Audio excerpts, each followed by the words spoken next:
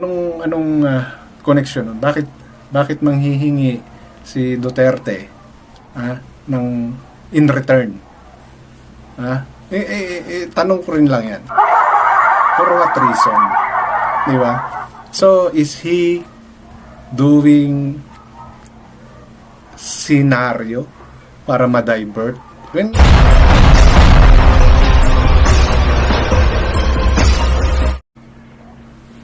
ganda ng screenshot ko, no?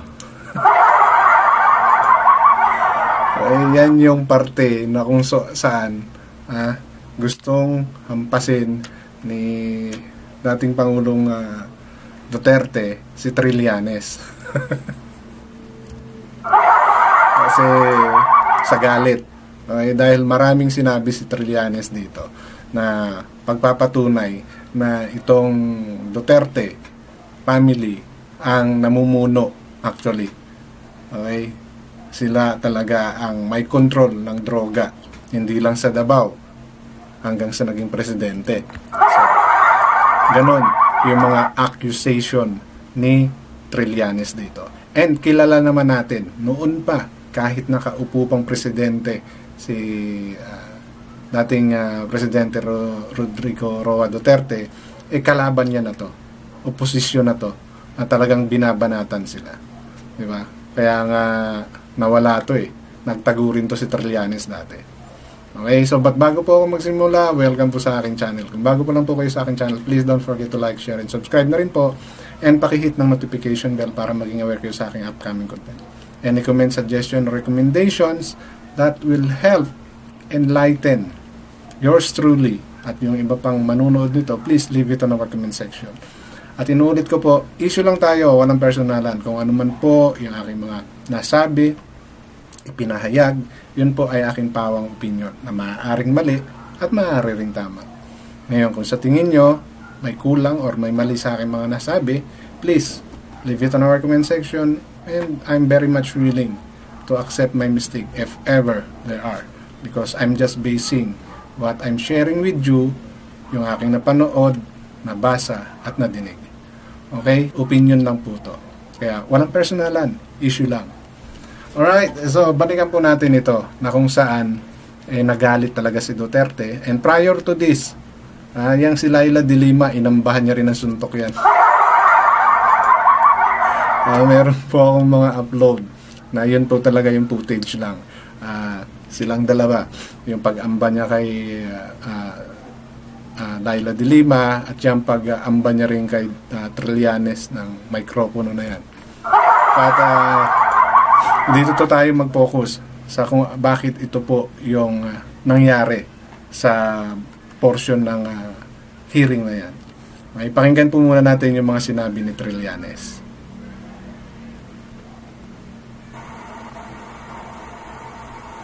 Magdikte ako.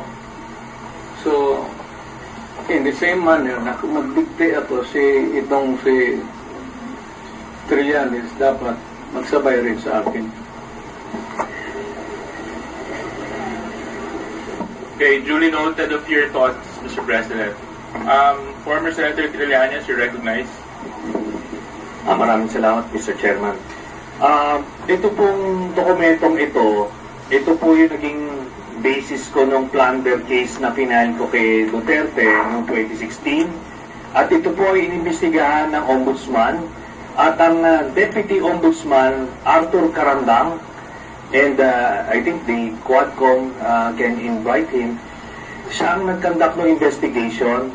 Humingi siya ng dokumento sa AMLAC at kinonfirm niya. And because of that, tinanggal ni Duterte si Deputy Ombudsman.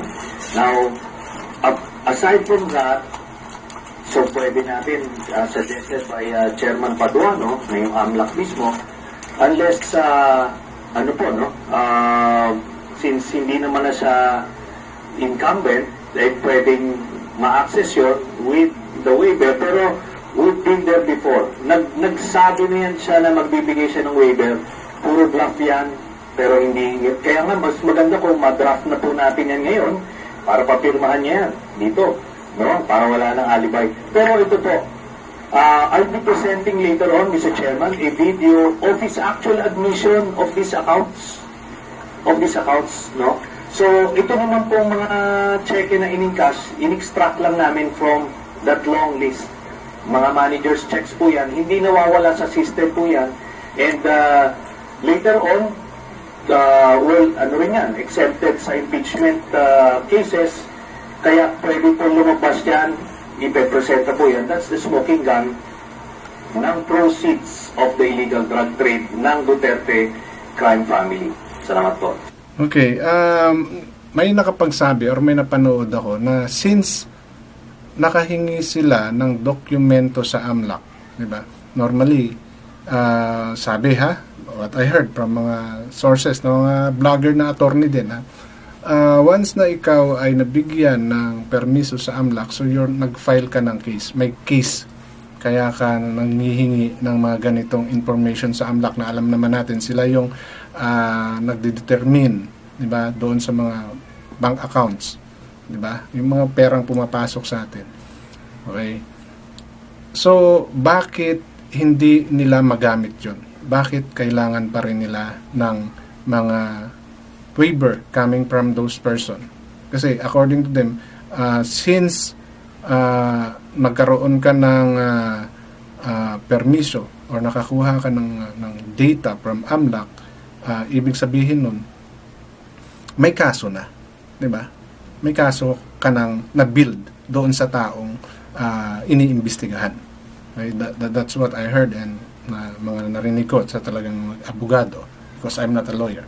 I'm just basing on what I heard. Katulad nga sinasabi ko. So if may mali po sa mga sinasabi ko, please correct me. So ngayon, maaari siguro magiging supporting or mas siguro magiging detailed, maaring ganun ang investigasyon kung sakaling mabibigyan ng waiver nila Duterte o ng buong pamilya niya o kung sino man, yung pag-iimbestiga at pagpapatunay na talagang may anomalies at may mga pera talagang pumapasok na katulad nung sinasabi ni Duterte, ni Trillanes. Kasi dito sa hearing na to, marami talagang pinakitang ebidensya si Trillanes showing yung mga pera na pumapasok kay Duterte, kay Tatay Digong, kay Sara, kay Pulong, at even yung asawa ngayon ni Duterte, no? Na may mga perang pumapasok sa kanila at hindi basta amount, milyones ang pinag-uusapan. So, siguro, kaya niya lang gustong mag-sign ng waiver si Duterte para maging mas detalyado. Dahil, kumbaga, siguro, not enough yung ebidensya or maybe for the protection na rin ng AMLA, di ba? AMLAC na much better kung bibigyan sila ng permiso mismo ng may-ari ng account na busisiin at bigay sa kanila yung full detail. Maaring partial lang yung binigay na information based din doon sa nahagilap siguro nilang information. Kaya, kumbaga, yes, enough to file a case, but for more, kumbaga, kung magdidiin doon sa kaso na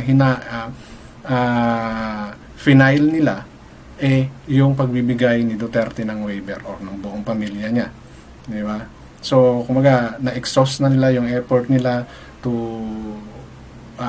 build up a case and meron na silang partial na mga ebidensya at kumbaga, ang magbubuo na lang doon is yung bank account, yung pagbibigay ni Duterte ng access doon sa kanilang bank account. So maring yun yung pinupunto rito ni Trillanes. Diba? Kaya gusto niyang mag-sign ng waiver itong si Duterte. Pero anong ginawa niya? Thank you very much for Sir, I have to respond to it. This guy Mr. President, is very... with all due respect, I'll have to follow the rules. Yeah. I will give you time later, Mr. President. I will give you time later. Just so that we can put to rest this issue of waivers, because it's been going back and forth. will the former president be okay that if we draft the waiver now, that it be signed today instead of tomorrow? Will you be fine with that, Mr. President? Anong kapalit, sir? Hindi, Sampalin ko sa publiko. hindi, wala naman. Hindi, ngayon na. Wala. Ito yung hindi ko maintindihan. Anong connection nun? Bakit manghihingi si Duterte ng in return? Tanong ko rin lang yan. For what reason? Di ba? So, is he doing scenario para ma-divert? When actually, nangyari naman. Nawala sila sa focus. Nawala sila sa focus. Kasi, yun nga yung kay Duterte. Mahiling siyang mag-segue sa iba. Diba? Kaya nga, ako, the whole throughout ng panunood ko dito sa hearing nito, tingin ko sila yung naiisahan ni Duterte. Oo, marami siyang information na nailalabas, but the way they handle, yes, maganda ang pagkakahandle din ng Quadcom sa ginawang hearing na to, but Duterte has his own style of, alam niyo na, pasikot-sikutin. And this is one of those. This is one of those. Bakit? Kasi, mantakin mo, bakit ka hihingi ng kapalit sa pagpirma mo? Diba? Is he avoiding na talagang totoo yung sinasabi ni Trillanes? Di ba? Kasi it's either yes or no ang isasagot mo. Pero bakit mo sasampalin yung tao? Bakit mo sasampalin yung tao? Yun yung napansin ko lang. Kung gano'n Chairman, Sampalin ko sa Chairman, session suspended. session suspended. Ito na yung portion.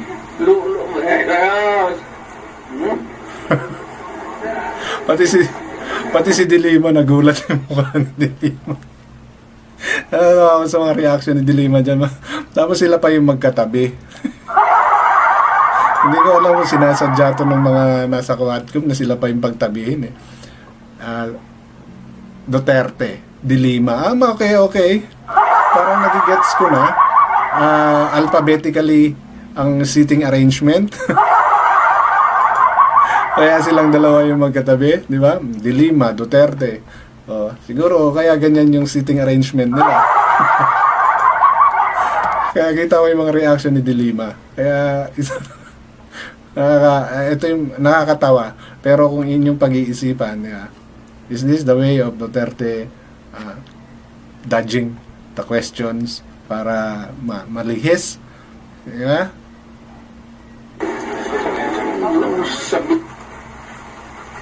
Pati yung mga Miron, pati yung pare napapagalitan ay bata ata ito ni Duterte itong nakaturo yung daliri dun sa pare kasi parang sila na yung nagtatalo dyan.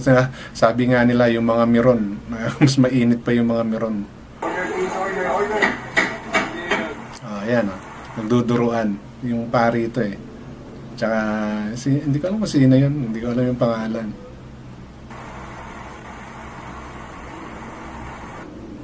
Yan lang po yung gusto kong i-share sa video na to. And nakita namin natin na umiinit yung mga issue na to. And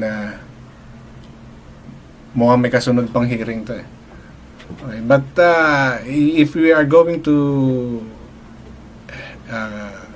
give our opinion, ang sarili kong opinion dito, marami na talagang inamin sa Duterte. And based on what I understand, ang pinupunto rito ni Duterte is siya ang sisihin ninyo, hindi yung mga taong inutusan niya. So maybe he's really trying to protect those persons na inutusan niya, especially yung mga pulis na involved. Diba? Kaya lang, hindi naman pwedeng ganun yun dahil sa inako mo lahat, ikaw na lang talaga yung makakasuhan. Diba? Kahit na sabihin nating sila ay sumunod lamang dahil sa utos mo, they have the right to say no kapag alam nilang mali. Diba? Parang may ganun. Pero once na umuo ka, you're part of it. Accomplice ka. Kahit na ano pang sabihin natin, mayroon ka pa rin pananagutan. Okay? Pero ang buong punto rito, simula pa lang sa Senate hearing, ang gusto ni Duterte is siya lang ang kasuhan. Parang ganun. Everything should be blamed on him kasi inutos niya. Yun yung bottom line nung laging ginigit ni Duterte. Kaya lang, hindi nga ganun ang sistema ng batas. Kahit na sabihin nating maraming butas yan, pero in theory, ganun yung dapat mangyari. So, inulit ko, issue lang po tayo. Okay? Walang personal. Kung ano man po yung aking mga nasabi, nabanggit, ipinaliwanag sa lahat ng aking mga videos, okay, yun po ay pawang aking opinion na sa aking pagkakapalagay ay tama. At kung may mali kayong nakita, leave it on our comment section. Hanggang dito lamang, maraming salamat.